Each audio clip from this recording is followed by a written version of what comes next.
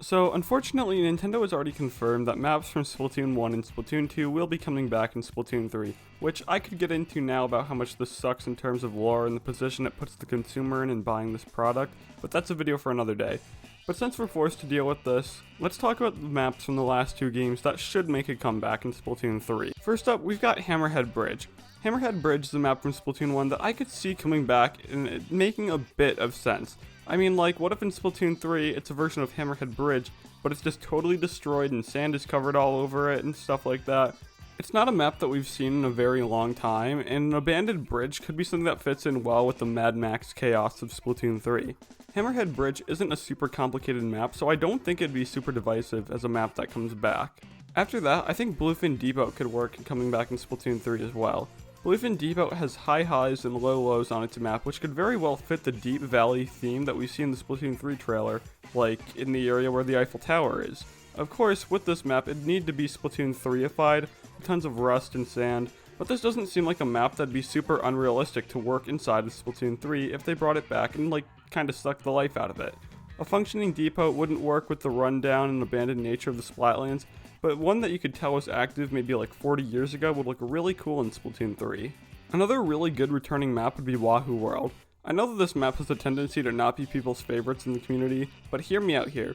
An abandoned amusement park that instead of having platforms that close and open and revolve in the middle ground, what if the platforms janked back and forth like they were getting jammed because of how old they are and how run down they are? I don't want this to be one of the super sand covered maps, but maybe some rust starting on like the roller coasters that are above the map and parts around it.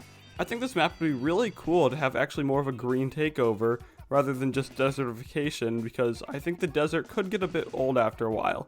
But I think maybe some crumbling ground, destroyed park attractions, and maybe like vines and I guess a bit of sand coming up would help this map fit more of the aesthetic. Next we got Makomart, but not as a big store, but maybe something more like an outside farmer's market in the streets of Splatsville. Nintendo could probably repurpose this map and how it's laid out, but update the scenery to resemble a busy city market where other creatures are out in the world and buying stuff from the market as well. The map doesn't have a whole ton that needs to change functionally, although I'd be a bit worried about exploitation of small peaks and squid surging. But it seems like Nintendo wants people to be squid surging everywhere, so this map could be an even better map to come back in Splatoon 3. I think a city market where people can watch a battle take place would be really cool. This one I'm not really sure on, but the general consensus is agreed that they all really want Mahi Mahi Resort to come back.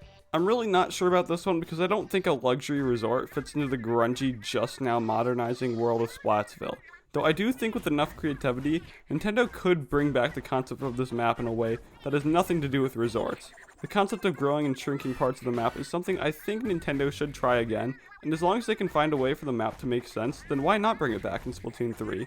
Though I've gotta say, bringing maps back from Splatoon 1 and 2 is kind of dumb, and in a way anti-consumer. And in my next video, I'm going to go into just how wrong it is to bring back old maps. But wait, before you go, did you know that only 26.6% of people who watch these videos are actually subscribed? I know. That is way too low. So how do we change this? Well, oh unsubscribed viewer mine, I have a proposal for you. If you subscribe today, and today only, you will receive your very own copy of Windows Millennium Edition. Yep, the worst Windows ever made can be yours today if you subscribe. Alright gamers, I will see everyone later. See ya.